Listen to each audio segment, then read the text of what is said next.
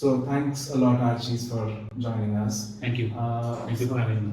Thank you. And I think what we can maybe start with is one of your own works, one of your own projects, the Nirmal Vari. So the Nirmal Vari, as we have informally discussed before, is a very interesting project, but also an interesting challenge at an urban scale, where in the city we see a religious migration which is cyclic in nature. But you, as a designer and architect, see some other aspects of it, and maybe you can help us introduce the Nirmal Vari, its history, cultural context, the relation to the city, and how you came in and the whole group with you came in when you were intervening in your design capacities. Okay. Firstly, Swapnil, Yakin, thanks for having me for this conversation. It's always interesting chatting with you guys, discussing ideas. Coming to Nirmavari, Nirmavari is an initiative that had started in 2016-17. It is pivoted around Sant Nivruttinath Maharaj, one of the Nathapanthya son, whose samadhi is based in Trambakeshwar, Nasik. Every year on the Paush Ekadashi, Paush is the Indian month, which generally falls between January, February, depending on how it works out. Paush Ekadashi is when this Sant Nirruttinath Maharaj Yatra happens, where the followers of his sect come all over from Maharashtra and the borders of Maharashtra, some districts of Karnataka and Andhra as well. They come to Nasik, Trambakeshwar, to pay respects to that day. These people, they are called Varkaris, and they travel from their natives for anything from 15 days to 25 days. They keep walking. They come with their one small vehicle that is carrying food and some basic medical supplies. Sometimes it also aids to the elderly and the child. And they travel for 15, 20 days, 25 days right to Trambakeshwar. Generally, they arrive a day in advance. So, assuming that the actual Paush Ekadashi is on 11th of, let's say, January, then generally the Varkaris will make sure that they reach the Trambakeshwar by 10th of the day. Early morning on the 11th, they have the darshan. Early morning is 4 o'clock, 5 o'clock in the morning. And then they are in the town. There are some cultural activities happening. Generally, in that period, they also have a huge mela where you have this merry-go-round and giant wheels and all sorts of things.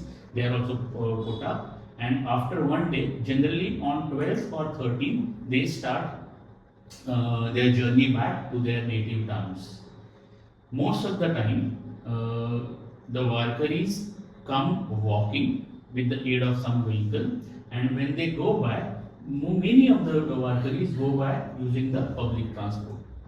Most of the Varkaris, they come from the farming community, and age group, if you take the demographic, it is you have kids from 6, 7, 8 year olds to Varkaris 70, 75, 80 year old. This is the background of the Sant Nivruttinath Yatra, around which the entire project of Nirmavari was conceived. Why it was conceived? I'll just go slightly back. Since last 17, 18 years, since probably 2002, there is a group of doctors in Nasik, led by Dr. Bharat. They were giving free medical advice and free medical supplies to people, all the Varkaris who come after 20-25 days of walking to Trambakeshwar. They're really, I won't say, they are really tired and exhausted, and sometimes because a lot of them they walk bare feet, so they have wounds on their feet, so they need medical attention. So these group of doctors led by this Dr. Kelkar, they were for 18 years they've been supplying this free medication and advice to these Varkaris. During that, they were also making a survey that how are they, where they coming from, generally social and cultural survey that they were conducting. They were realizing that every year, slowly, the female participants were reducing as Varkaris at a very gradual and slow rate, but that was the observation. Also, another thing that they were observed is after the Vari, the Varkaris go back to native towns, the town of Trambakeshwar is in really bad shape because as per 2011 census, the population of Trambakeshwar was something 12,000 odd. As per 25 data, it is approximately 17,000-18,000, and the number of workers approximately is in at least 1.5 to 2 lakh workers. So tenfold temporary religious migration happens in the city of town of Trambakeshwar in those 4 to 5 days. So you can imagine the amount of pressure it is exerting on the administration as well as the ecology and the urban infrastructure, right? So what used to happen was the city has the town of Trambakeshwar is designed for a population of let's say 15,000. All their sanitary systems, toilets, water supply, everything is in that scale. When you have tenfold pilgrims coming to the town, there are definitely not no adequate facilities for especially a very basic thing like a toilet and bathing and where they eat and they dispose their garbage. Uh, Assuming that you have to give certain amount of benefit of doubt that somebody the worker is walking for last 25 days probably hundreds 200 kilometers, then you can't expect him to do that. So no, most of the time people used to defecate outside, throw garbage here and there, not willingly, but because lack of the infrastructure. So that was after these workers go by, the local residents were not very comfortable with in the way the city is, in the state in the city, town is. You have major issue of defecation all over the periphery and the inside of town, wherever they get placed. Uh, in this context, another thing that has to be noticed is Trambakeshwar has a big water reservoir, which supplies water to the town as well as it comes down to Nasik to certain extent. Uh, and it's a very hilly terrain. It's not a flat terrain. Kumbh is. So people used to go outside, defecate here and there, unfortunately, and the waterborne diseases they used to really increase after the Wari used to happen. And these were the outcomes of the surveys that these doctors did. The government administration was doing whatever best they could do. However, the pressure was so immense that it needed a more holistic and more inclusive way where the government administration, the local residents, the pilgrims, and the NGOs, all the four stakeholders work hand in hand and to make this entire exercise not only clean and clear, but more of a religious sacred experience. Because these Vartakis are not coming there with an intention of spoiling the town. Their agenda is to visit Santa Nivrutinath Maharaj Samadhi and pay their. It's a devotion that is driving these Vartakis. But the experience for them as well as citizens was anything but that. So it has to be changed on its head. So what was done was the organization called Vanvasi Kalyan Ashram. That is an organization that works for mm, the tribal community spread across India and their welfare and their education, their cultural preservation, and a whole lot of other things.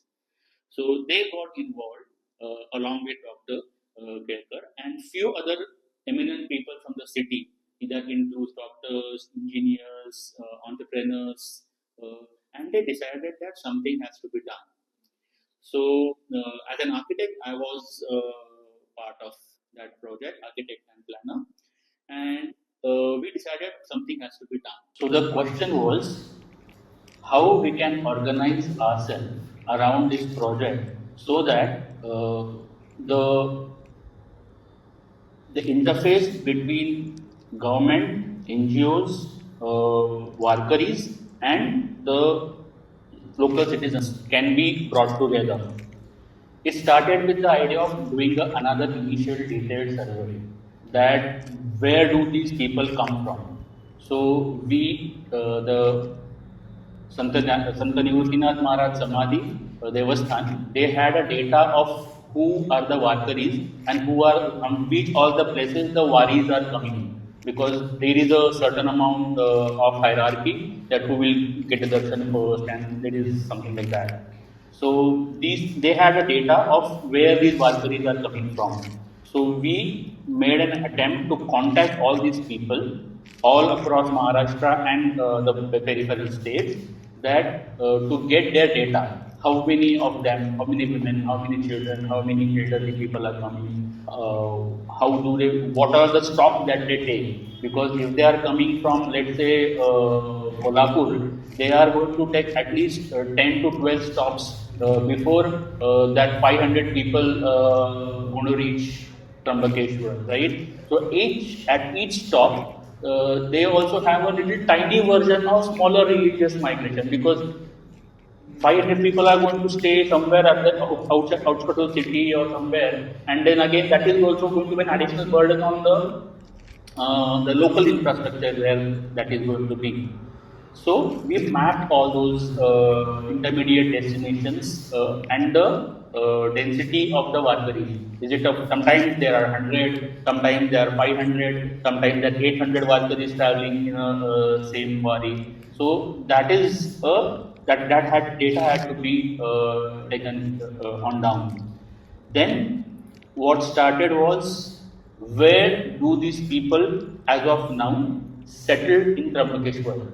Because the town is so hilly, the place for 800 people or 500 people, 200 people to arrive to build their temporary tent or pandal, sleep there for 2 nights, and go back. We'll need a certain amount, it will have some kind of spatial requirements.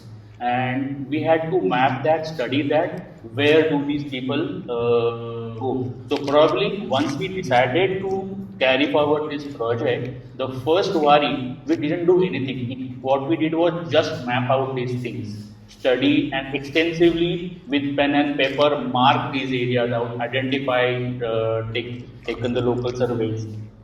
The next thing, after understanding the pilgrims and understanding the location where they going to settle, the third thing is to examine the state of infrastructure that the city has. So how many toilets they have, government toilets, how many bathing facilities that they have.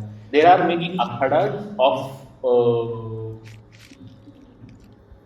these religious houses, they come and they also house some Varkaris, and they have a affiliation for many generations, for many years. That this Vari coming from, let's say, Kolhapur will come and stay in this Akhada space, and these Akhadas have their own ground, own facilities as well. So there is Akhada facilities. Some residents also allow some Varkaris, smaller dindis, 25 people, 35 people, 50 people dindis in their bungalows or in their extensive houses somewhere. So you have Akhadas, you have private residences, and the government infrastructure. So we had to map out where are these things, how many toilets that they have. So once these were mapped, and once these things are done, then what was done was examine what is the exact pressure that is going to that is happening on the government infrastructure. What happens is people come all over the with the long journey that they commit. And when they arrive, they generally arrive anything between 12 o'clock a day on day before to around 7:38 in the evening to the night before. Once they come, obviously they are tired, they're exhausted, they want to eat, they want to freshen up. And they immediately probably sleep or engage into some satsanga or bhajans. The first major pressure comes on the next day morning when darshan is supposed to happen at 5 o'clock onwards. Some government VIP does the puja first thing in the morning around 4 o'clock or something, and after that the darshan is allowed for all the other people. The idea is you cannot take the darshan without taking a shower or without cleaning yourself. So they have to use the washrooms, toilets before 4 o'clock in the morning, and that is the rush hour. So the Varkaris get up at around 2:30, 2 o'clock, 3 o'clock in the morning, and that is the time the acute pressure on that entire infrastructure comes. By the time you are 7 o'clock, 8 o'clock in the morning, it is fairly normalized, and then throughout the day it is here and there. So that is the critical period. So how do we do that? So once these fault lines were identified, what started was identifying and categorizing these various waris that are coming from various places, allocating them a certain space. Obviously, this is in consultation with the head of the Varkari. These things cannot be imposed. These things have to be. It's a faith-based communication. It cannot be imposed on any Varkari. It is in consultation with these people over a really long period of time that these things were figured out. We identified where these things are located, and so let's say there is a Dindi of 500 people, and we have a data. It has, let's say, 400 men and 100 women, for example, and then probably 30-40 kids. So then was identified as okay. So this out of this, 80% people are going to be ready by 5 o'clock, 6 o'clock in the morning. So you need toilet facilities and bathroom facilities for let's say 300 men and 70, 80 women and 20, 25 kids. And this is happening over the span of 2 hours. Okay, so it might sound a little funny, but the even detailed planning was done in terms of how long one would go and use the washroom, what amount of litter it will be created, because it has to be cleaned up immediately, and how many toilets are required for so many people so that they can be ready before the 6 o'clock. Because if the numbers of toilets are not adequate, they will eventually go out because their main agenda is to take the darshan as early as possible. That's the whole idea of their entire effort. So what was worked out is the how many number of people, the gents, ladies proportions, what is the approximate time that one would take in such instance, and identified, okay, so we need 200 toilets at this location for the capacity of 600 pilgrims or Archis, out of which, let's say, 120 are for men and 180 are for women. And then we also identified how many of urinals. Many a times people don't want to use washroom; they need to have urinals. So then it was segregated into the men's toilet, ladies' toilet, and urinals. So this is how the pressure was slightly reduced. And once these things were done, so we identified that okay, this place needs 200 toilets. The question comes, do we have a place to erect 200 toilets? Because it's a hilly terrain. If the local residents are not really willing to have public toilet next to their house immediately. Okay. So there are a whole lot of the dynamic is not as easy as it sounds. You need toilets, put a toilet there. There are a lot of cultural, social aspects, political aspects, interventions which had to be taken in the account before it was planned. So now you have to have, let's say, 200 toilets and many at other locations. So what can be done?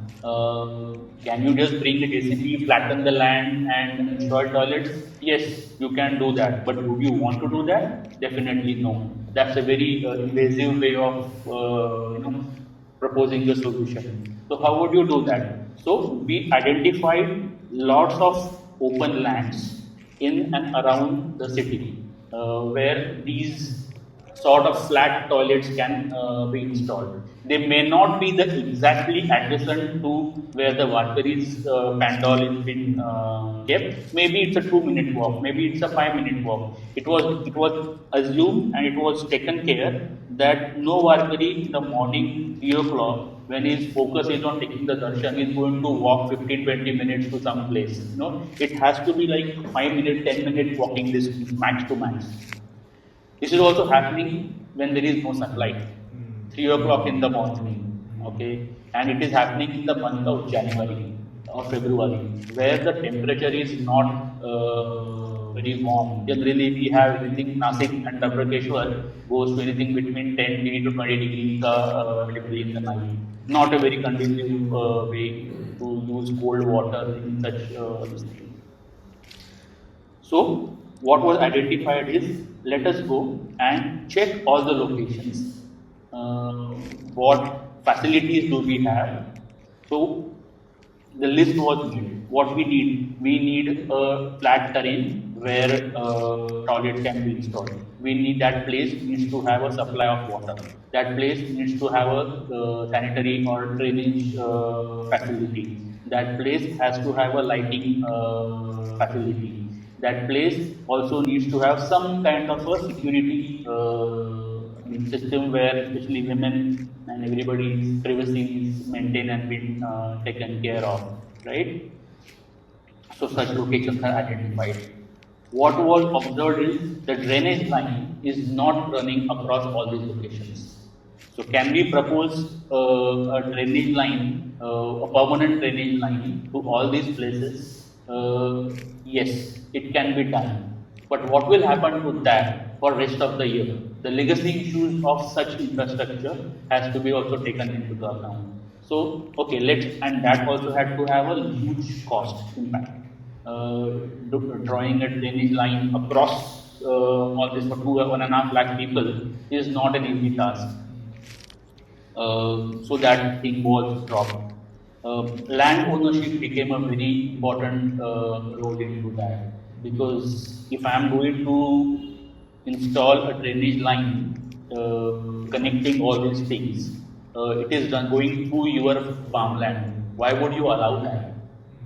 You won't, normal cases. So all these aspects. So the idea came that okay, let's not think of installing anything permanent toilets. Let's not get into the idea of erecting any permanent infrastructure. Let's look at it. The event is a temporary event. So let's look at the solutions which are less invasive and temporary in nature, but not compromising the quality of the experience. So what was done was we tried to have a temporary toilets. Temporary toilets were to be installed all across almost 12 to 13 locations where all the 1.5 lakh Varkaris can be majorly catered. So once these locations are identified, number of toilets are identified, we as a survey, we contacted a lot of vendors across India who provide these temporary toilets and identified the cost implications of this project. So per toilet, per cubicle, how much they would charge for 3 days because we wanted it for at least 3 days when they arrive on the day of Pausha Ekadashi and probably 1 day after the event. So we called that the data came in, numbers were associated. So we had number of toilets and we knew how many pilgrims are going to be out there. The next question was, like I said, the drainage and supply was the concern because it was physically impossible to create a supply and drainage lines to all these lines on a permanent basis. So we identified, we discussed with the local infrastructure, and the idea of suction pumps and temporary water tankers were identified as a solution for this, where wherever the toilets will be installed, there will be huge drums where water will be poured by a tanker, kept refilling every now and then, and there will be a suction vehicle which will come and empty the storage tanks of those temporary toilets and go. This was identified. Now the question comes, what should be the frequency of that suction? Because the capacity of that temporary toilet is approximately 250 liters of the soil. Includes soil and water that is used for cleaning purposes. So we generally identified that it takes approximately 15 to 20 usages to fill that tank. So that tank, unless it is emptied, it cannot be reused. So that one toilet, after 20-25 flushes, it is useless. So the cycle had to be worked out that for how many, although the number would be slightly different, standards for population versus number of toilets is little different. Here, what governed that decision was how quickly we can get the suction pumps to clean the toilets. So the city had 2 suction pumps. We were thinking of installing approximately 1500 toilets. So how would they run? The suction pump had a capacity of 5,000 liters and 10,000 liters. So once the suction pumps are full, those tanks are full, they will need to go and empty somewhere till they will not be able to come back and clean the toilet tank again. So where it can be kept. So there was an STP which was sort of defunct, but it did not have the capacity to cater to so much waste. So what should be done? So there was a series of challenges every now and then as we started going deeper into the execution aspects of it. So what was done was, and to add to this was terrain, because not all locations were very easily accessible by a filled sewage water collection tank. And one has to imagine that this is happening where the roads are full. There are empty roads. Right. This is happening from morning 3 to morning 6. Everything is happening in 3 hours time. When there is no light, roads are flooded with pilgrims. So communication of the vehicle is not an easy task. And without these emptying and supply of water, these facilities will not work for sure. So then what was done was few farmers were consulted.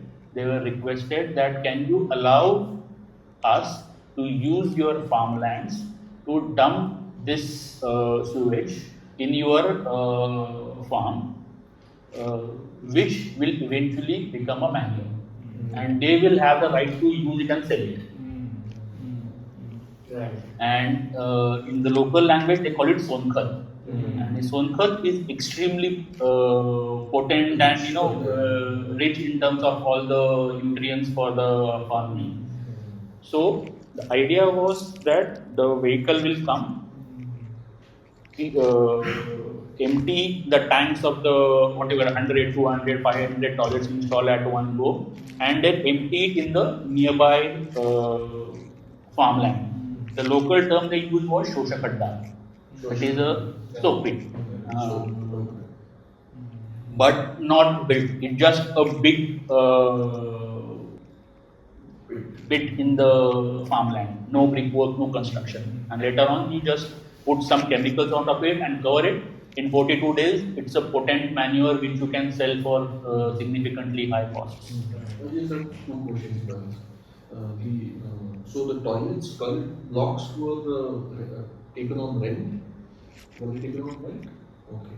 I'll come to that. Okay. Yeah. Yes. So these things were identified, and the costs associated with all these things, infrastructure, the suction pump, the water supply, the tankers, were identified. So adding this cost what is the cost per flush per user, that was identified, and then that, because the input and output cost had to make sense.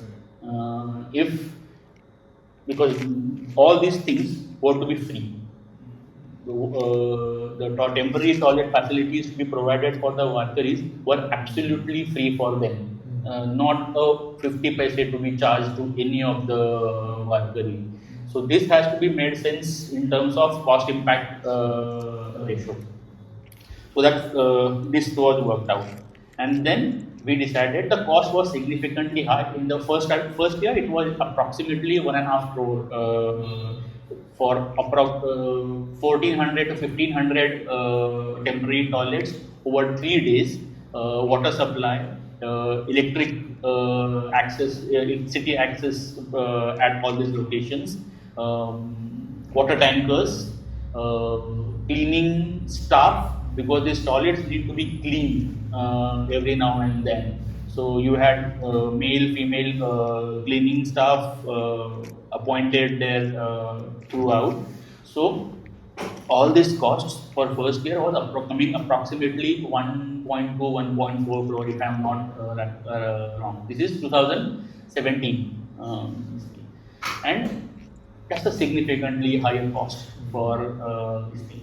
So we decided that probably let us approach the government and request that this project will be executed by this NGO, but the funding can happen through the government, and the operating machinery can be government. We will be providing all the necessary skill sets, consultancy, absolutely free of cost.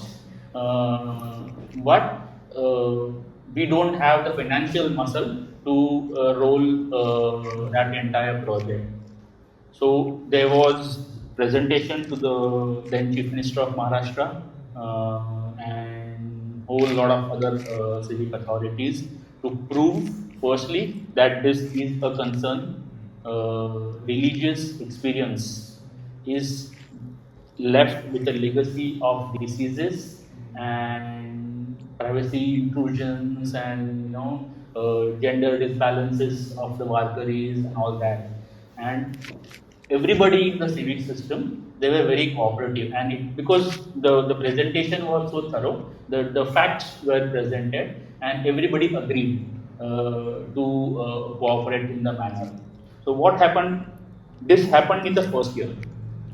So sometime during the August or September of the next year, after so many presentations, regular pursual, many presentations to many people, they agreed that we will create a GR which will provide this similar kind of cover to all the major temporary pilgrimage places. And that includes Trambakeshwar, that includes obviously the Pandharpur. Pandharpur was done a year before, 2 years before this thing. So there was a precedence for the success of this. It was not a proposal on paper. If you do that, there is the team that worked on Pandharpur, they proved that they gave the results. So it was very evident. So that the GR came and they allotted roughly 1.5 crores, some 2 crores as a sum for execution of Trambakeshwar, Nivritinath Maharaj's Yatra. Once those funds are, principally approved, then the execution authority became the civic infrastructure. The Trambakeshwar Nagar Parishad came into the action, and the entire project happened in collaboration with Trambakeshwar Nagar Parishad. So how do you execute it? Being a government machinery, there are some protocols, there are some procedures through which this has to go. One cannot just say, this guy will do the job. So there has to be a tender to provide so many toilets. So to have a tender, you have to have a project report. So me and some of my other colleagues in the team, we prepared a detailed project report. That in terms of which location, what facilities, what are the numbers, everything in detail, and then that project report was submitted to the government, based on which the tenders were taken out. That to provide, let's say, 1500 toilets for 3 days, and the auxiliary facilities to be provided. Uh, Another thing we noticed when this was happening, that I think the first year, accidentally, it rained during that time. Uh, 17 or 16, if I'm not sure. And because all terrain is a mountainous terrain, there was a lot of mud everywhere. And where people were, the Varkaris were staying, their pandals were, it was not a very good site. So we realized that probably where we are going to install these toilets, if this thing happens again, people will not use it, because they don't want to walk through the mud and everything. So all that terrain we had to put something, we had to flatten that or something like this. We don't want to do it permanently. So we asked this, we added this clause that you have to have gravel into that. So the entire area had to be spread with a gravel, and which can be later on taken by. So that the footprint after the Varkaris go by has to be minimal on the city. So those, those issues were the very critical in here. So sometime in the December, the tender was taken out to provide this 1500 toilets, and we were assisting the machinery to shortlist, finalize all these things. This is the first year, and it happened pretty late.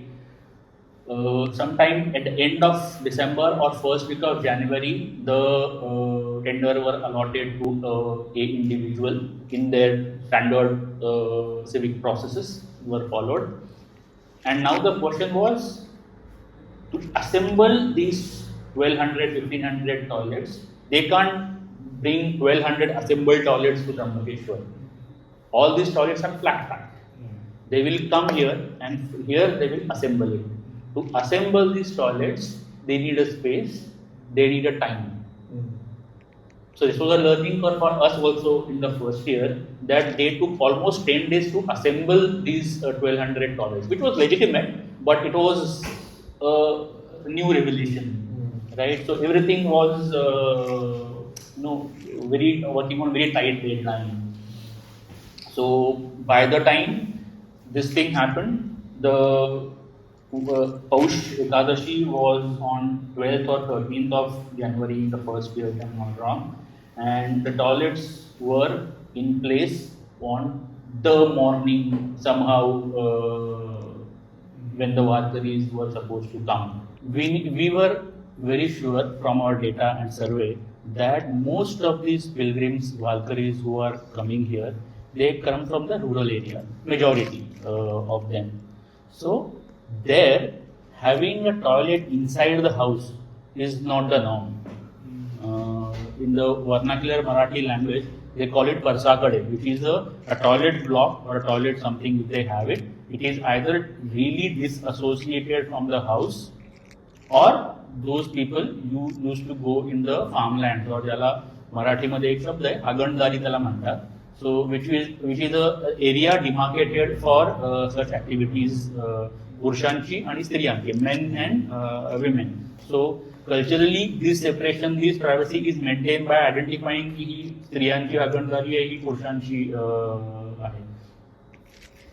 So most of our Varkaris are coming from that cultural setup. When they are coming here, they are not, most of them, they are not used to using toilets, right? So Our first challenge was to encourage them to use toilet.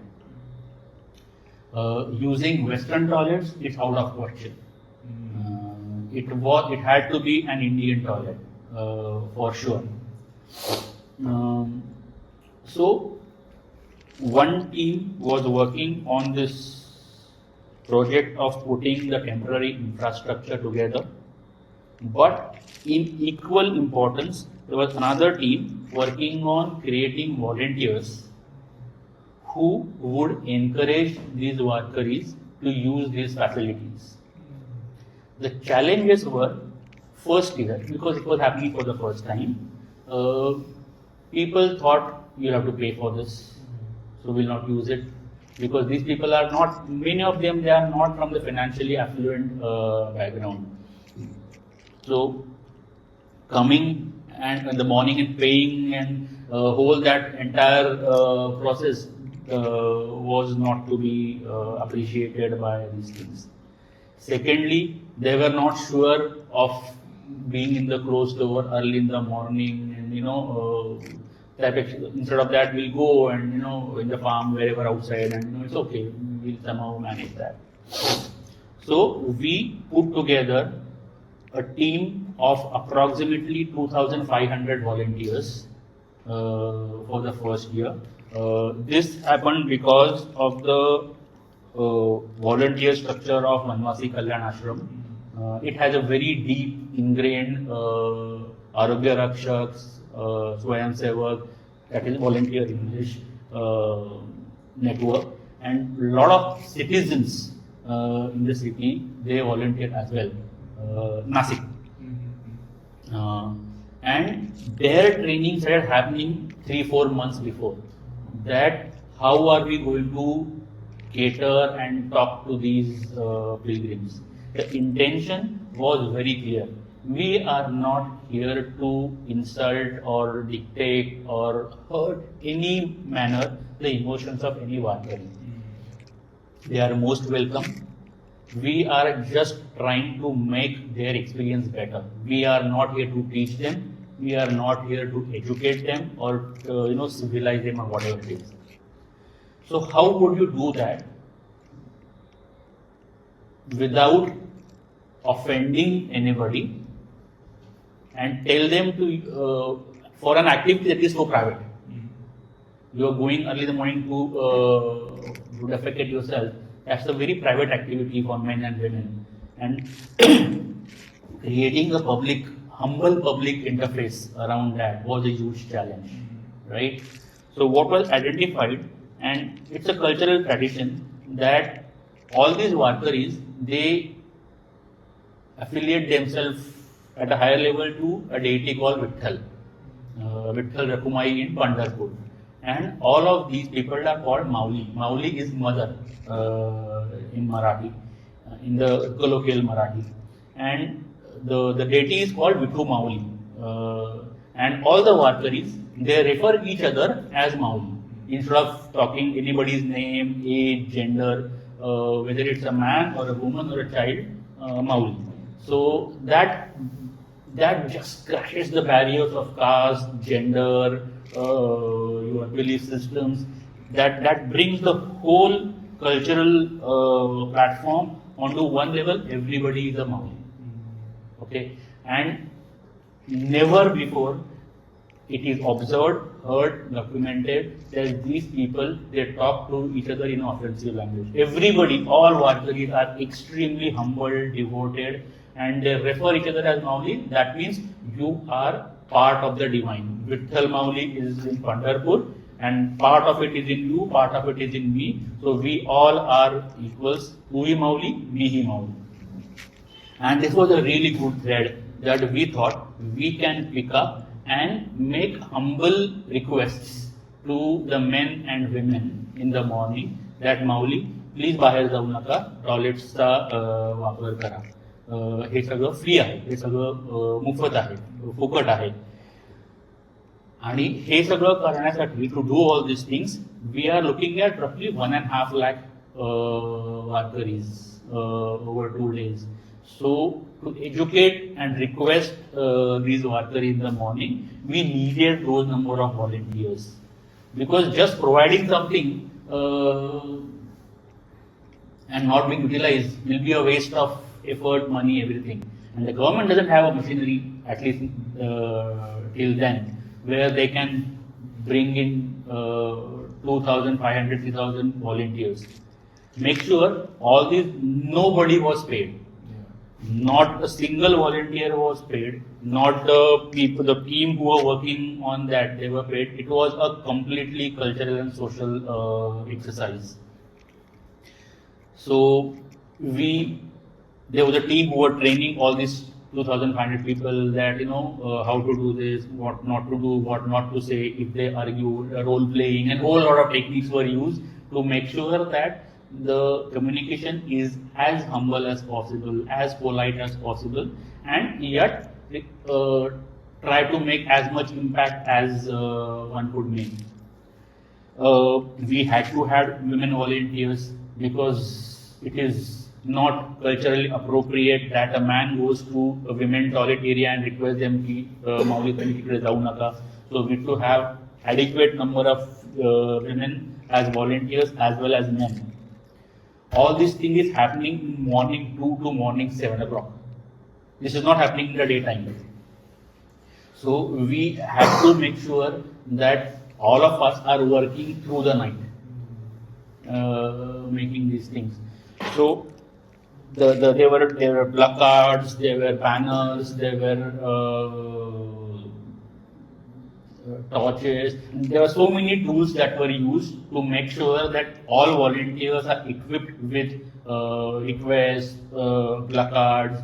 A lot of them they can't read, so you have to help them to read as well. So there are the whistles were given to all the volunteers in the morning just to make sure that if you see somebody going somewhere around, then that person should be at least with a whistle that can be temporarily stopped. Right? So once these things are set up, we have approximately 2,500 volunteers ready. The infrastructure part is being taken care of. It is getting installed and everything. Now, these 2,500 volunteers, they need to be managed for the period of 3 days. Not 2,500 were at any one point of time. Over 3 days, there were 2,500 volunteers. So at any given point of time, there were 800, 900 volunteers per day or something like this. So they need to be managed. They need to be transported from Nasik or where they are going to come here. They need to be fed. There has to be some real-time checking place where all the activities are happening right now or not. Over the first year, we set up a war room in Trimbakeshwar. So one of the landlord was very kind enough to give his premises to us to set up a pandal where some resting areas were created for especially elderly and women volunteers. The food was being provided for them. Who will provide the foods? With so many volunteers, they are working across the night. Food, tea, all those trivial things, but very important as well. So these things were taken care of, and this war room was so that all the locations were given to team of 5 to 6 people. So who would every 1 hour, every 2 hours, especially in the night, 11 o'clock till o'clock onwards, they will go to the toilet, visit that, and real time give feedback to that contractor or the government machinery that water is in shortage, suction is not done, the lighting is not proper, please come and do these things. So these things have to be monitored in the real time. So there was a team of let's say 5 people per location, so around 12, 13 locations, so 60, 70 people. They were running constantly throughout the city on two-wheelers in the middle of night. In the freezing cold. That was a very challenging and yet a very enriching experience. To make sure that the facilities that we have tried to provide, the communication that we are doing with the pilgrims and Varkaris to please use the toilet through the volunteers is happening. It had to be brought together in sync. So that war room was working together for all the 3-4 days. There were lots of places where we had installed garbage collection pits. In the first year, it was done by our initiative without any government interference. A lot of people donated the black beans, garbage bags, and we temporarily created small clusters with the help of green cloth and sticks and like this. So, garbage collection, toilets, cultural communication to use these things, and war rooms. These were the 5 levels where these things, the entire operation was happening. A lot of high-profile ministers, government executives, authorities came, visited our war room, saw what can be done and how effectively it can happen, and there were a lot of learnings from it. Firstly, before we go to the impact of it, I just want to mention that such an enterprise wouldn't happen without the support of local community. So the residents of Trambakeshwar were very cooperative. The citizens of Nasik, by means of volunteering, by means of providing food, by means of providing any financial assistance that required beyond government funds, everybody was very, very cooperative. For a change, the government machinery was very active, right from the commissioner of the city, Nasik, to the CEO of the Trambakeshwar Nagar Palika. Everybody was cooperative and active.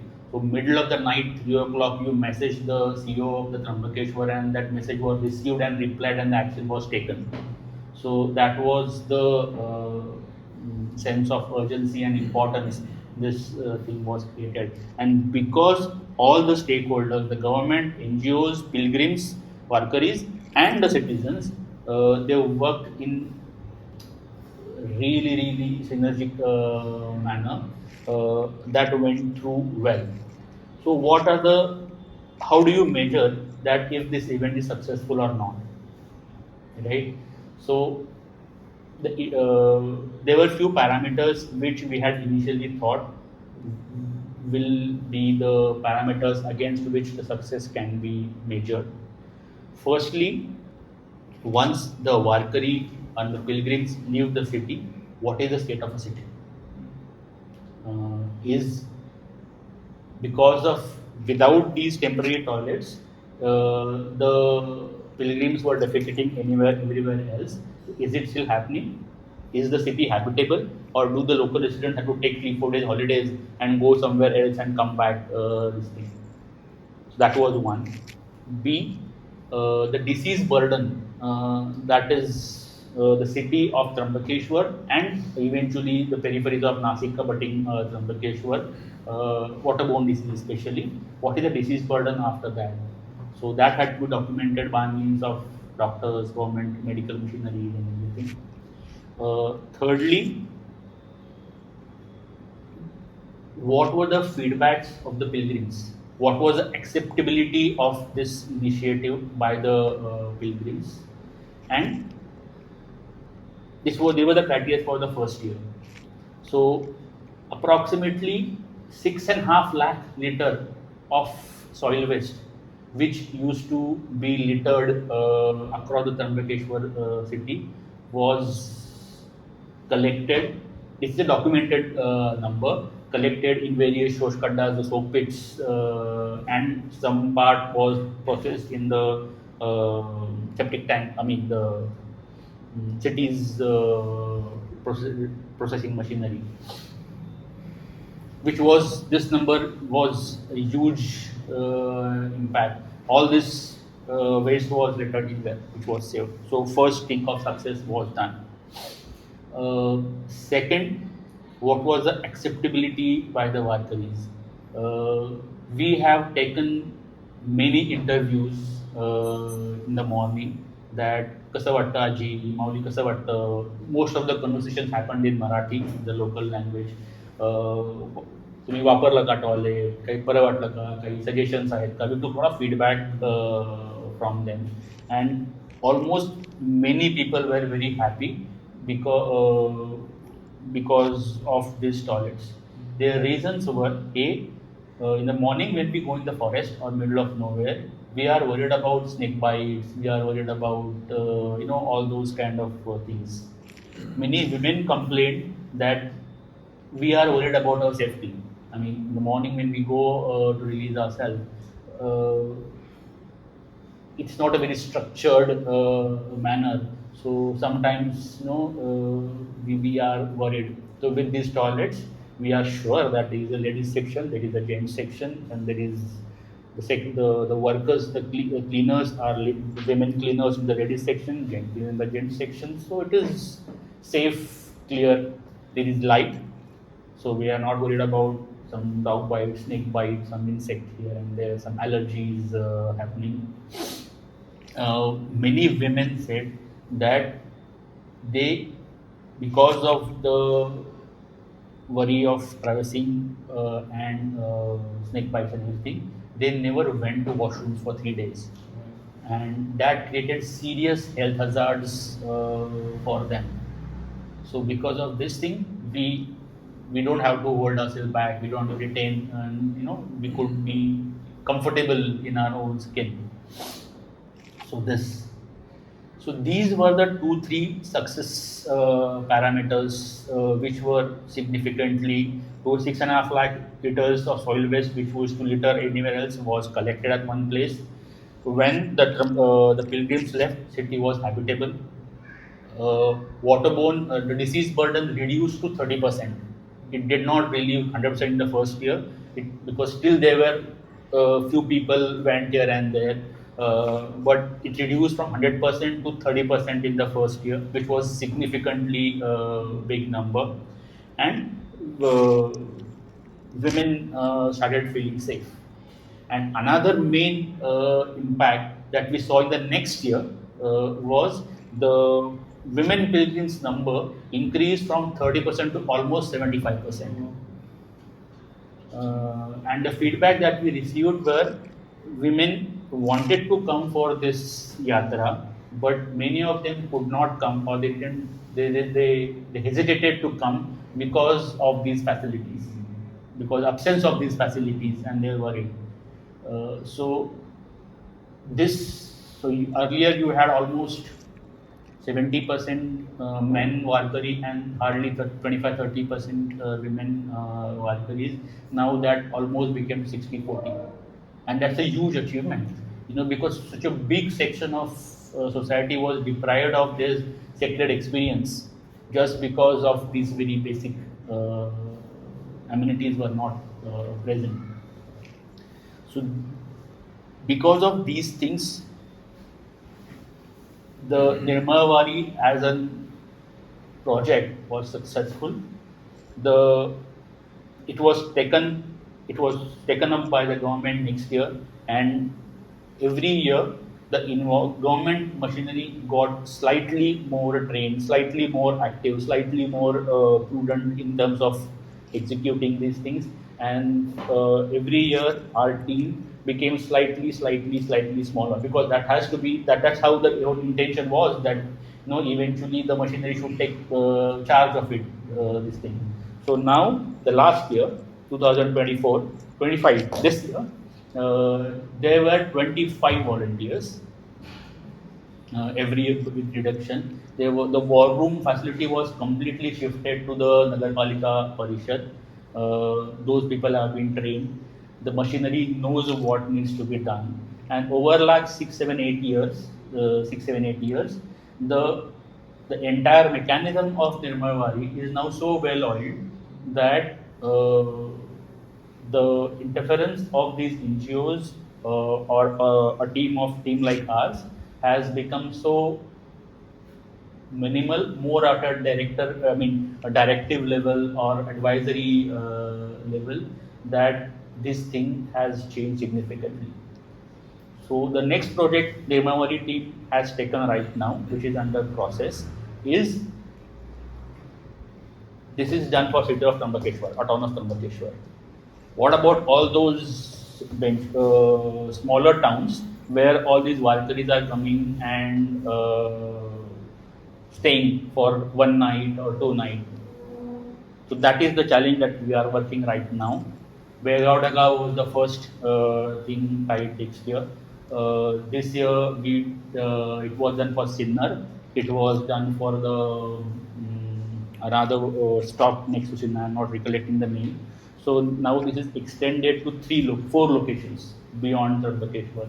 And idea is that eventually it, and this is not happened through entirely government mechanism. It has happened through public participation, the local participation. People are owning up to this Himawari as an initiative.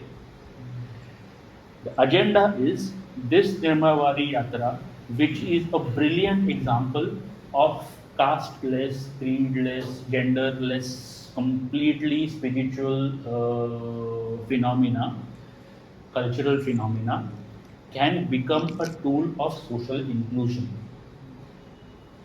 So, right from, let's say, for example, Kolhapur Dindi is coming, traveling 20 days, it is staying at 20 smaller towns. So, it is connecting those 20 towns by means of a social cultural thread. There are, because it is, these Varkaris stay at the same place every year. It's a very cyclic, it's like a monsoon. Okay, it is very rhythmatic, it is happening every year, it is overwhelming, yes, but it is necessary. So the opportunity to use these yatras as spiritual sacred experience and a tool for social inclusion. That was an initiative started with Nirmavari in Trambakeshwar, and now it is step by step brewing its threads all the way from where the Valkyries is coming. So this cultural web becomes more stronger and more deeper. That is where we are. Thank you so much, Archis, for sharing with us the process and the impact of this wonderful initiative that you are a part of. It's also a process which, to me, looks like from one where there is a linear process from being that to becoming a cyclic process. And as you were saying, a regenerative one where now a lot of the involvement from the team itself is reducing from the town of Trambakeshwar, and your efforts are now being devoted to other locations. So the Nirmal Wari is maybe not the only pilgrim, religious-oriented kind of a temporary migration or of sorts in our country, but there are many more such events and many more such migrations and many more such things which happen. And Nasik, being culturally and historically a node for such exchanges, sees a lot of these events pass through its streets year on year and in a cyclic manner. So it's very interesting to see how the intervention with the public and community initiatives in one such event can cause such an impact.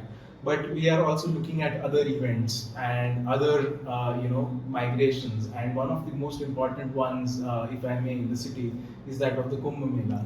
And with each passing Kumbh Mela, with each 12 years passing by and each Kumbh Mela coming up, there's more and more pressure and burden on the city in that sense, where there's of course the same conflict, if I may use the word conflict, but there's the same clash of interests, where there's a religious experience at stake, and there's also another kind of problem at stake of how do we actually cater to such crowds and such masses. And as we are expecting the next Kumbh Mela in 2027, which is very close by around the corner, so what are the kinds of learnings which if we may say, or what are the kinds of ideas or initiatives that may be as an architect, as a planner, as a designer, which you can maybe suggest or work towards, or maybe you are a part of, that you can share with us. So what is the kind of community experience which goes on in these events, but also in these much more mega event kind of things like the Kumbh Mela which happens?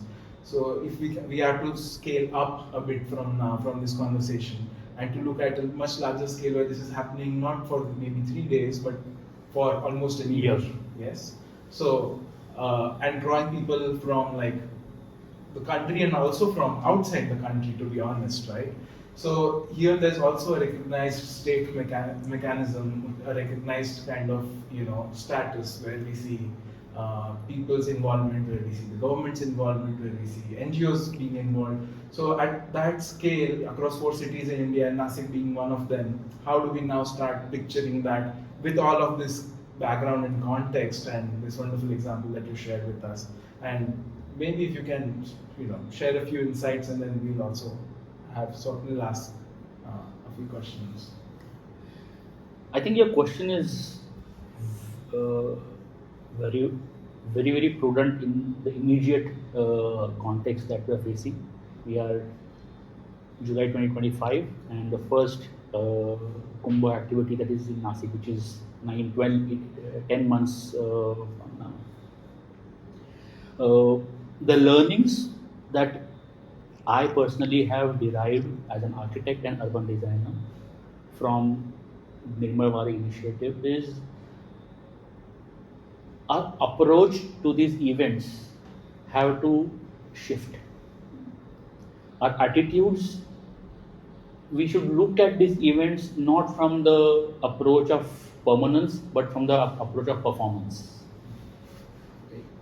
Especially this infrastructure aspects. If we look at these events, as you just mentioned very briefly, as for some it's a burden. Okay, it is probably it is being perceived as burden by certain part of society or certain part of the city because the process is not in harmony. If by means of infrastructure, economics, social inclusion, and an opportunity to resurrect the city, if these parameters can be addressed, I'll come to them slightly in detail. Probably we will stop as the citizens of Nasik, we will stop being hosts and we'll move away from this argument of hosts and guests, and we all will participate, we'll become participants in this activity. The reason we are feeling burdened because the approach is this is our city, and you are coming to my city as a visitor, and you are creating this economic infrastructural burden on me, and then tomorrow you're going to go, and I'm going to be left with non-pleasant legacy. So legacy planning has to be one of the very, very important part of it. You just mentioned about religious congregations. I remember as a part of a training when we were studying at Bartlett, Olympic in London was happening, and this mega infrastructure was built all around the city. And the London Olympics was the first time where legacy issues of the Olympic towns were discussed. What happens to this infrastructure when the event is over? And it was documented globally that the economies of these cities where such bigger events happen, it succumbs for a short period or a longer period after the event has happened. So how do we plan the legacies of these things? I think with my limited purview that currently we are in the firefighting mode. We are looking at it as a challenge to be countered instead of looking at it as an opportunity to be harnessed. The best part of Kumbh is it is not happening every year in a city. It is happening in every 12 years, which is giving you adequate time to plan strategize and build a long-term vision into place. We are also sure that it is going to happen every 12 years, after 25, 24 years, after 36 years. So it also allows us to build a generally 30, 35 year development plan for the city, keeping Kumbh activity, Mahakumbh activity in mind. 12 years is a sufficient time to plan the infrastructure at the social level, economic level. The city can dream. Okay, and you have 12 years to fulfill that dream. And this is going to happen every 12 years. So it's a magnificent opportunity, very few cities in the world that they have. There are events which happen every year. So that gives a very limited breathing period to plan, execute, analyze, assess, correct yourself, and dream again. Here, that opportunity is tremendous. So, if like all the major town, municipal corporations and this thing, they have the development plan for next 20 years, 25 years, 30 years, right? And the bylaws are scripted into that, the civic infrastructure, zoning, planning, everything is happening keeping that in mind, that city to dreams. So this event, which is very unique event for any city, take example of Nasik. So probably Nasik's current population is in the range of around 20-25 lakhs, if I'm not wrong, maybe slightly here and there. And this year, we are expecting approximately 1.5 crore people over the span of 3 Parvanis that we have. It's a huge opportunity. It's a huge opportunity to, like, I'll bring back, that connection back to the Himawari. From Tambakeshwar, we are connecting threads to Kolhapur, Solapur, Nipani, all across the state. Kumbh allows you to connect those threads across India and outside India as well. That cultural web of the city can expand so beyond its physical existence. There could be opportunities of tying up the sister cities. We already have this system in place where cities tie up notionally, administratively, culturally with different cities of the world. Nasik offers you that brilliant opportunity to learn from these examples, implement in a good time of 12 years, make foolproof policies, include people, and execute. So I think it is the attitudinal shift that is the challenge, where instead of looking at it as a challenge to be catered to, let us look at it as an opportunity for a city to grow in a harmony. There are opportunities for this city to be cultural. Kumbh happens in India in 4 cities, towns, cities, locations. In the spirit of Kumbh, this could be the how would I say, the cultural womb of this region, the spiritual university. This there's so many opportunities are there if we explore it in the longer run, not just having a short-term vision into place.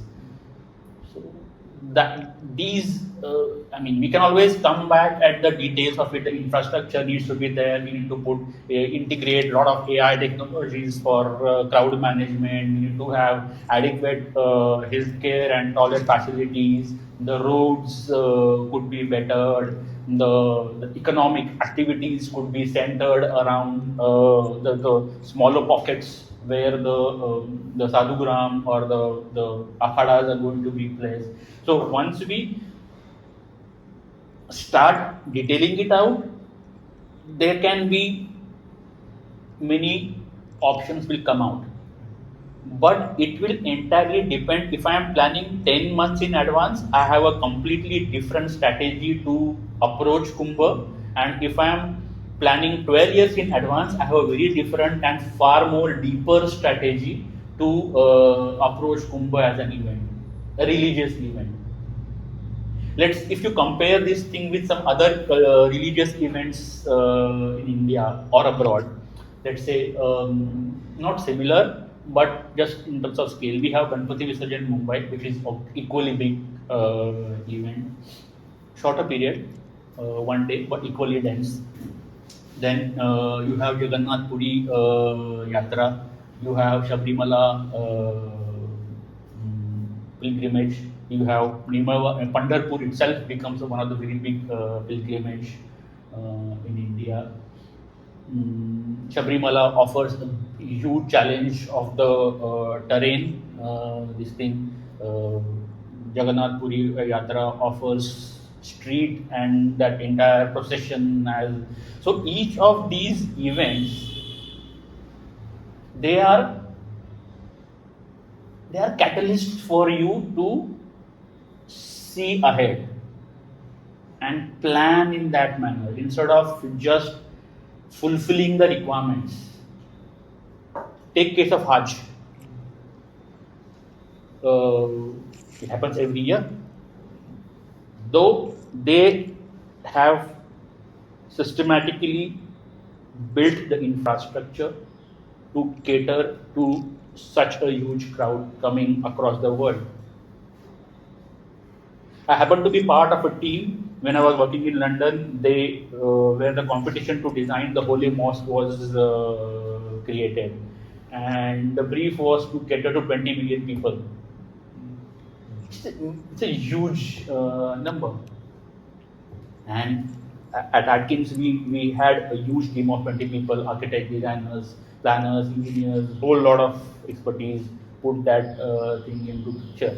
And that vision was a 25-year vision, 30-year vision if I'm not wrong.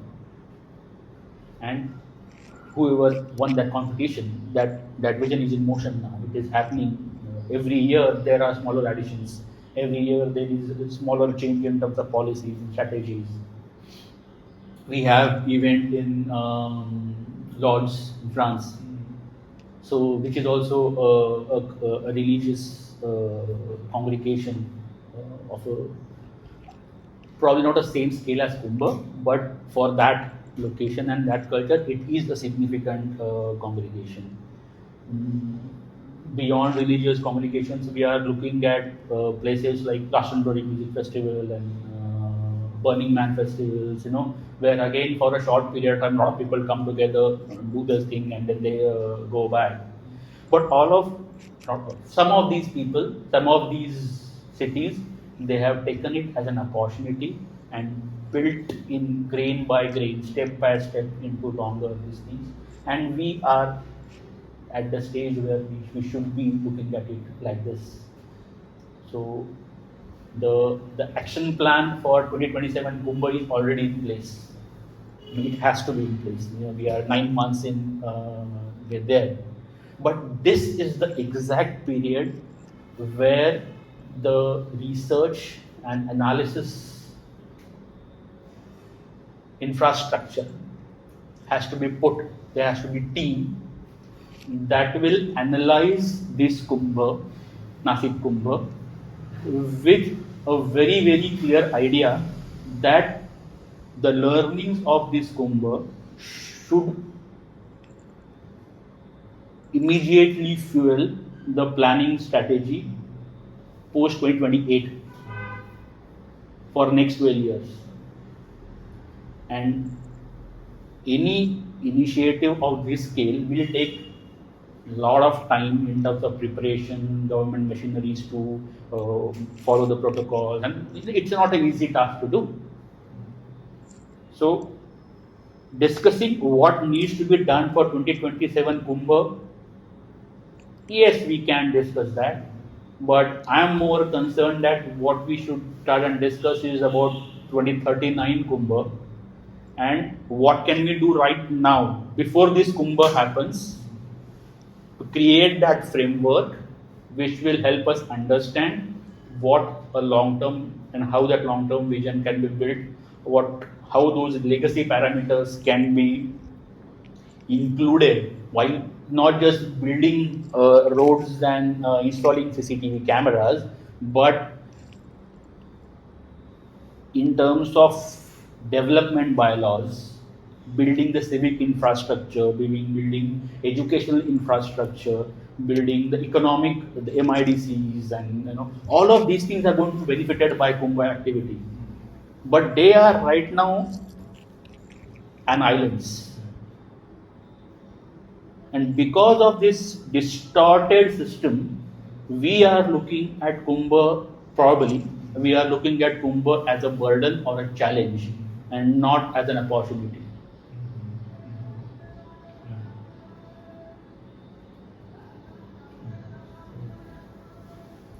I think you. Did I try to touch? Of course. No, of course. I think you brought up a very important point as to the events which are annual events like Nirmal Wari, how those approach to those events should be different than maybe an event such as Kumbh, which comes after 12 years, because the wonderful initiative that it took in Nirmal Wari focused more on the how to provide for that particular event and make sure that the whatever has been provided for is more temporal in nature. As far as the Kumbh is concerned, as you're saying, it's a very great opportunity for the city to benefit. How do you look at this question of temporary and permanent infrastructures? Like, there are two thoughts that permanent infrastructures which can benefit the city itself and the quality of life of the people of Nasik. How much of that component should be considered, especially considering this event of Kumbh? It's a very tricky aspect to discuss. Firstly, there is this notion that temporary means primitive. That has to be abolished. Temporary doesn't mean something substandard. Temporary can be top-notch. And permanent infrastructure doesn't necessarily mean it's a futuristic, speculated strategy, right? So it need not be 100% operational, and it may not give you 100% returns on the day one, because it is a speculative initiative. Having said that, how much weightage should be on temporary and how much weightage should be on the permanent strategies, infrastructure initiatives? I think there has to be a balance, keeping in mind the city's development plan. I'm coming back to that because Nasik is, let's say, 20 lakh people right now, for example. So the city's economy, city's culture, it has its size or physical existence. Anything that is designed or conceived for 6 times the growth in terms of permanent initiative, infrastructure, policies, strategies, will be abortive, because that will be the city's need probably over the next 35 years. You are conceiving that need on day zero.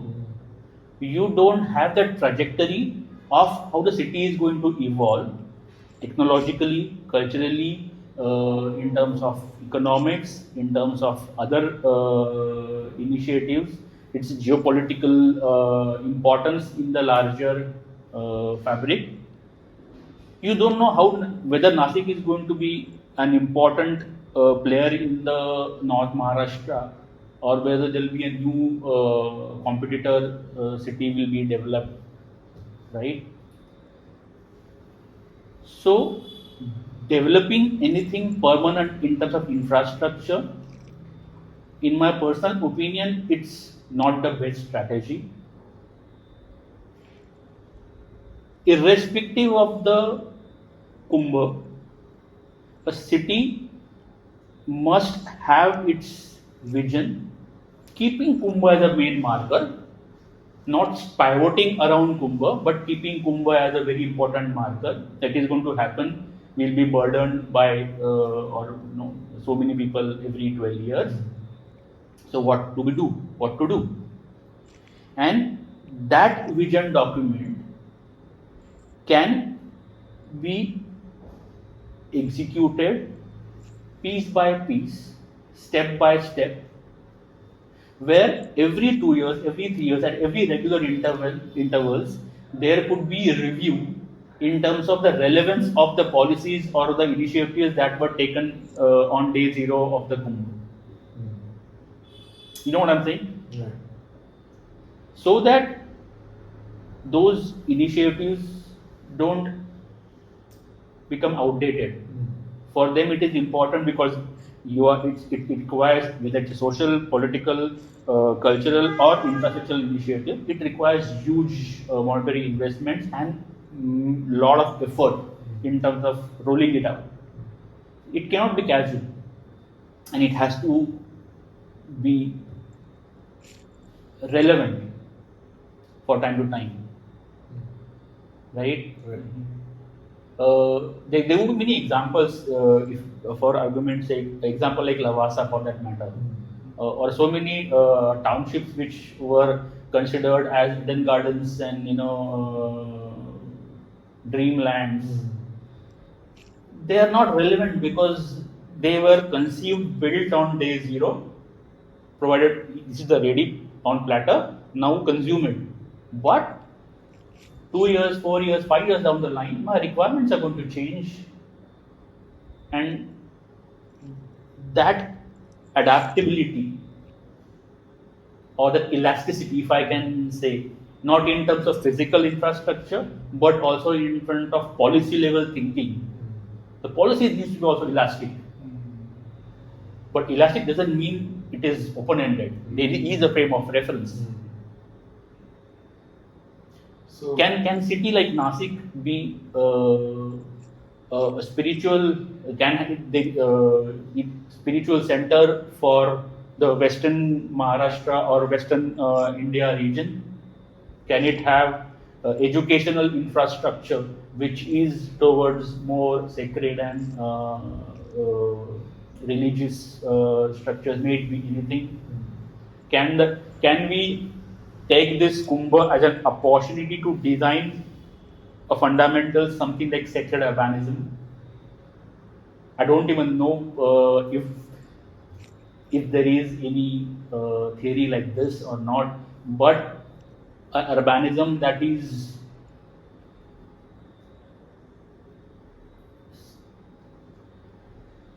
experiencing strong spiritual and religious forces. Such examples are not many in the world. So can this be an opportunity? Can this be a lab to test these ideas? Nasik and Kumbh can be so much more than just pilgrims coming here, taking a sacred dip and going back. This is an opportunity to be cultural branding. Branding not in the very advertising and capitalistic sense, but cultural branding in terms of sharing identities of cities globally, sharing knowledge, sharing wisdom. I'm not sure whether that is happening right now with the kind of, we are catering to the needs. I mean, maybe to play the devil's advocate here, Nasik also has like multiple identities, right? So prioritizing the identity of it being a Kumbh city, of course, I mean that's one of its most important identities, if not the most important identity. Also, does that marginalize other identities of the city, maybe as an industrial city or maybe as XYZ other city, right? So this whole idea of associating a city with a identity, how do we, I'm trying to say that, is there a window to push it to have multiple identities, which it already has? But what happens when you push for one to the other identities, right? So pushing Nasik or thinking of Nasik as only a Kumbh city, what does it do to the city? What does it do to the residents? What does it allow and not allow? So how do we weigh it, right? I think it's a very interesting thought, and I agree with you to a large extent that any initiative that excludes people or part of society is never sustainable. Having said that, being absolutely neutral, open to everything, also creates an identity crisis. No initiative. I am not propagating that Nashik should be a spiritual city or not. I am just saying that each city has to sort of own its some identity. It doesn't mean that it may not have any identities as such, right? City as a phenomena is so layered that any one image will not do justice to a complete manifestation of that phenomena we called it city. And that is also not a very static phenomena. You call, let's say if we call Nasik, for example, we are doing an argument, this thing. If we look at Nasik as a spiritual city, brand it as a spiritual city, does it mean it will not have industry? Does it mean it will not have sports initiatives? Does it mean it will not have academic these things? Does it mean the entire wine culture of the city will be wiped off? Probably no, and most likely it should not happen, right? However, each city has its, let's say, a hierarchical identities. There are dominant identities, and then there are productive identities. I will not call anything as a secondary identity. There are identities which play and engage a role at a different layers of the country. So probably, if you look at India as and India's wine industry, Nasik has a very dominant role to play in it. So on that layer, Nasik plays that card as an identity. It's like a flash of cards. You have 52 identities. Depending on what event where you need to play that identity, you bring that out. But the uniqueness of Nasik is Kumbh, or let's say a wine culture. Pune doesn't have Kumbh. Pune doesn't have a wine culture. Bangalore doesn't have a wine culture. It doesn't have a Kumbh, right? So there are, for each city, there will be overlap identities which will be more or less generic for all the cities, but each city will have something which is very peculiar to that particular city.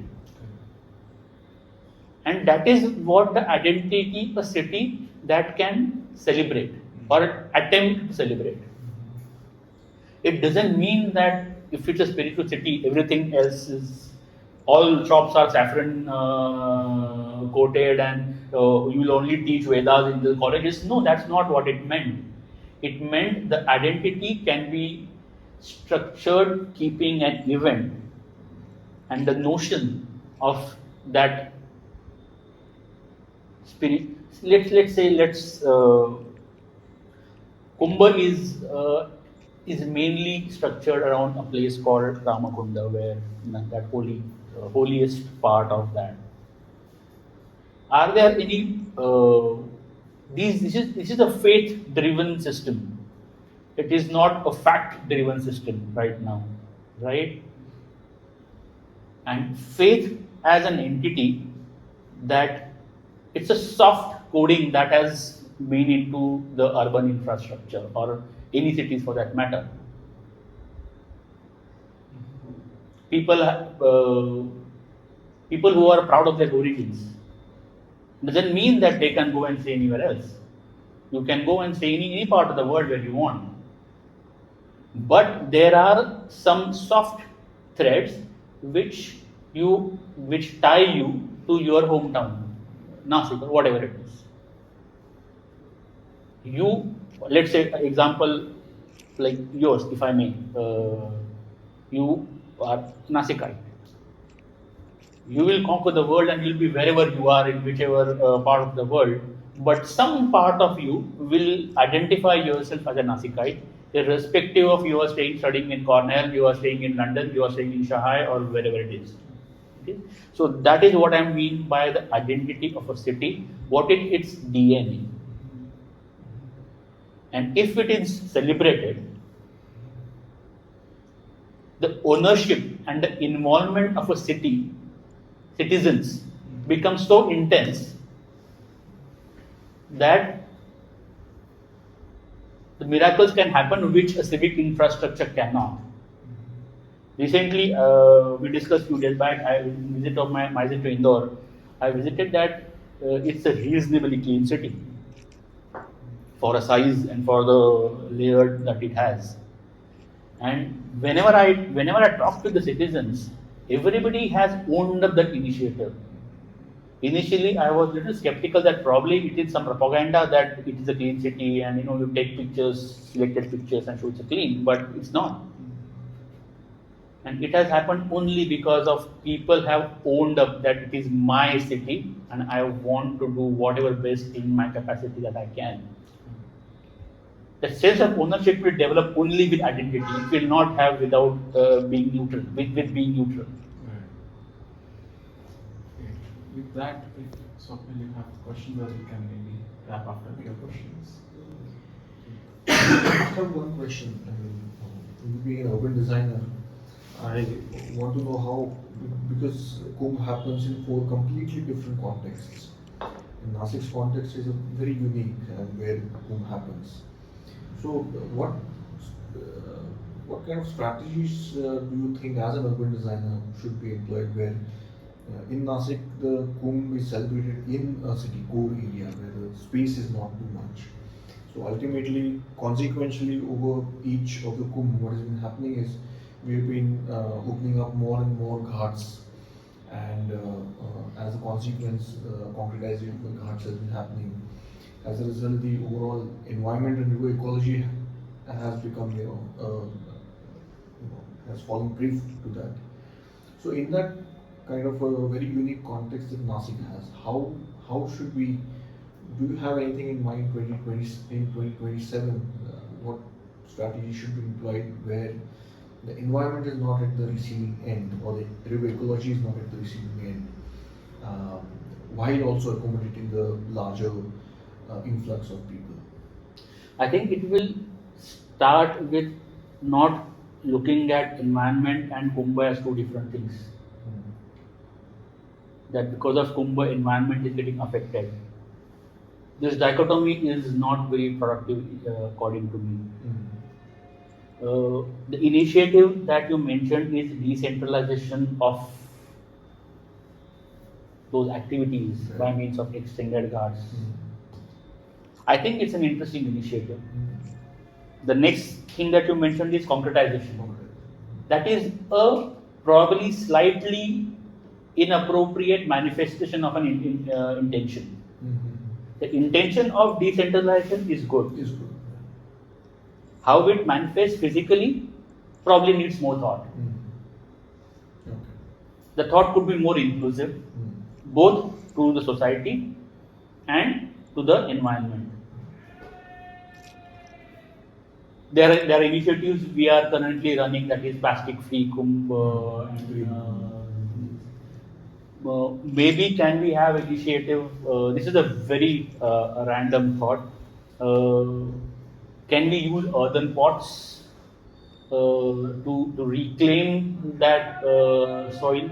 Can it be pepper? Can we use cow dung as a mechanism to create some of those containers or something like that, which are left back into this thing. Because essentially, the act of taking a dip in the holy water doesn't necessarily harm the environment Yeah. because water is flowing. So, what is it that exactly harming the environment? It is not people taking bath in the water. I have never seen, especially during Kumbh, anybody is using soap and anything and taking a shower. They go take a dip and they go out. Essentially, the paraphernalia, the flowers, the garland, the plastic bags containing those things. These are the things that affect the water edge primarily, and the sanitary disposal, whether it is defecation or whether it is anything else. Those things create burden on the peripheries where it is being set. So first thing is water edge, and second thing the deeper areas. Proper garbage disposal and sanitation systems, temporary as well as permanent combination of that, probably can suffice or reduce the burden on the environment at that level. And using disposable, biodegradable facilities during the Kumbh can reduce the ecological burden of Kumbh significantly. I think more than Kumbh, the current industrial waste that is being left in the rivers, that is deteriorating river far more than the pilgrims putting garlands into the water. So, plastic-free, biodegradable products used by the pilgrims and adequate health and sanitation facilities at where people stay will reduce significant impact of ecological Kumbh. Transportation, carbon footprint, that is another layer which probably can be explored, where people come all over India, all over the world. Flights, cars, diesel, petrol. So the carbon footprint is a different phenomena. And I'm honestly right now not sure how that carbon footprint can be reduced when people are coming from everywhere. But I think it's very doable. Even if those concrete ghats, if do in a proper manner, if they don't wash off in the monsoon, there are enough examples of ghats all over the world, all over India at least, where those ghats are not ecologically in a degraded state.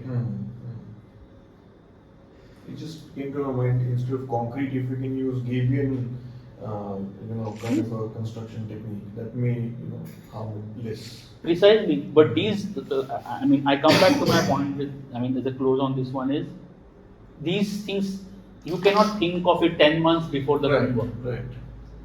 Right. All these initiatives, especially infrastructure initiatives, have to be thought 10, 12 years in advance, not like 1 year in advance. Because there are protocols to be, there are the procedures that due diligence has to happen in these kind of initiatives, and it takes time. Right. Ideation takes time. Experimentation takes time. There probably we have all those so many kilometers of ghat. Probably next 2-3 years there can be pockets where different ideas could be tested for 1 year, and you cannot test an idea for 2 days. Right. You have to test an idea for a year at least. So you have these 12 years. So if we plan that, these banks can be laboratories for experimentation, not just infrastructural this thing. But I look at Kumbh as an opportunity, as a cultural, infrastructural laboratory where you can test so many things. And the wisdom that we can extract from this activity, there will be failures, no doubt about it, okay. But whatever wisdom that we can extract these things can be a textbook for so many places across the world where we are dealing with A, migration, B, temporary migration, C, religious temporary migration, and also other short-term influx of people, may it be the farmers' protest, Shine Bagh, or these Ganpati processions, or sports events. We had recently in Bangalore where the congregation happened and so many people in the stampede they died. So the wisdom in tested in such events can be processed and used in policies, in execution at so many levels. If this is looked as an opportunity and as a lab to test your cultural, physical, infrastructural, economical ideas, and what else are the opportunity where you can see a city urban design? The whole idea of elasticity can be, it's a magic how this city has been doing it for so many days. Especially in Nasik, like you said, where the activity is in the Kumbh, unlike other places, is in the core, unlike other places, which is where is it, the periphery. So this is the smartness that Indian cities they have. Smartness in terms of flexibility, in terms of elasticity, in terms of adaptability. What is it that are we trying to analyze and unearth these things? These are the things that should happen right now in Nasik. The framework can be established, things can be, the experiments can be set, where the experiment will be conducted during Kumbh. Otherwise, you have to wait for another 12 years to test the ideas. Right. These are ideas, and they might fail. Few of them will fail, but fair enough.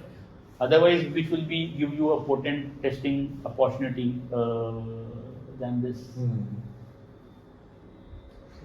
All of these ideas and insights, I'd like to thank you again, Archis, for spending so much time with us and sharing your, experiences starting from the Nirmal Valley and your thoughts on the upcoming Kumbh and maybe the upcoming Kumbh and the upcoming Kumbh. So thank you so much, and we'll keep continuing this conversation here.